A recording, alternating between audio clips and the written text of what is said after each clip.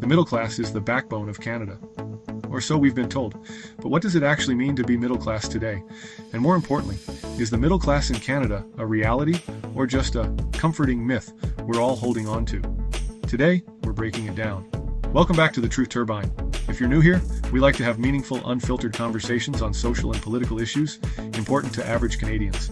So please like and subscribe so you don't miss any great conversations. So, let's start with the basics. In Canada, being middle class is often associated with financial security, owning a home, maybe a car or two, and being able to afford things like vacations or saving for retirement. It's the image of stability, a reward for hard work.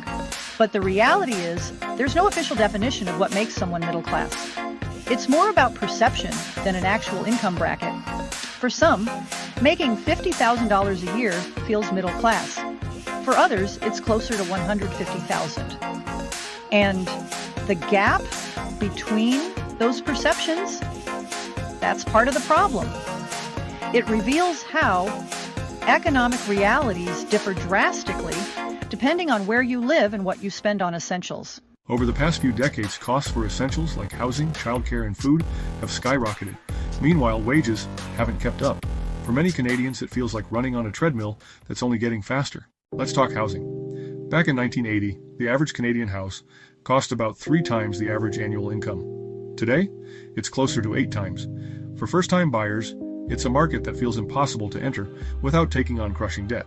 Owning a home, a traditional marker of middle-class life, is slipping further out of reach.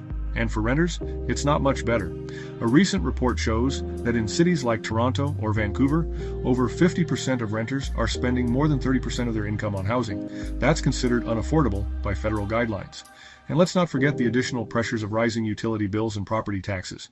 Childcare is another major expense. In some provinces, parents pay over $1,000 a month for daycare. For many families, that's the equivalent of a second rent payment. Combine that with student loans and stagnant wages, and it's clear why so many Canadians are feeling squeezed.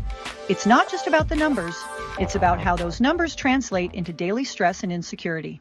The middle class experience also looks very different depending on your age. For baby boomers, opportunities like affordable education and stable jobs made building wealth easier. Many were able to buy homes in their 20s or early 30s, laying the groundwork for financial security. For millennials and Gen Z, they're graduating with student debt, facing precarious job markets, and competing in housing markets where a single-family home costs more than their parents paid for 3. Even those with well-paying jobs often struggle to save for a down payment. It's no wonder younger Canadians are questioning whether the middle class even exists anymore. They're working just as hard, if not harder, but the rewards seem to be shrinking. And then there's the growing wealth gap. The richest 20% of Canadians own over 67% of the country's wealth. Meanwhile, the bottom 40%, they're sharing just 2%. This divide isn't just a number. It's a sign that the middle class is shrinking. More people are slipping into economic insecurity, while the wealthy continue to consolidate their power. This disparity affects everything, from political influence to access to quality education and healthcare. It creates a system where opportunities are increasingly reserved for the few, not the many. So, what can we do about it? Policies like affordable housing initiatives, universal childcare, and fair taxation on the ultra-wealthy could help rebuild the middle class. For example, building more affordable housing and enforcing rent controls could alleviate some of the pressures Canadians face.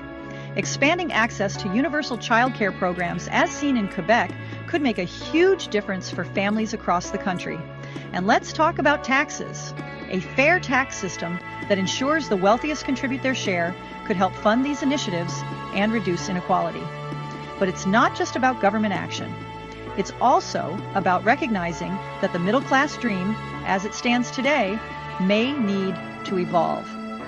We need to move away from the idea that home ownership or a certain income level defines success. Instead, we should focus on creating a society where everyone has access to the essentials: secure housing, quality healthcare, education, and a livable wage. It's time for honest conversations about what a fair and sustainable future looks like for all Canadians. The idea of the middle class has always been more than just numbers on a spreadsheet. It's a vision of stability, opportunity, and fairness. But to make that vision a reality, we need to challenge the myths and confront the hard truths, because the future of Canada depends on it. Please share your thoughts and comments below. Thanks for watching, and please like and subscribe for more unfiltered conversations on important Canadian social and political issues.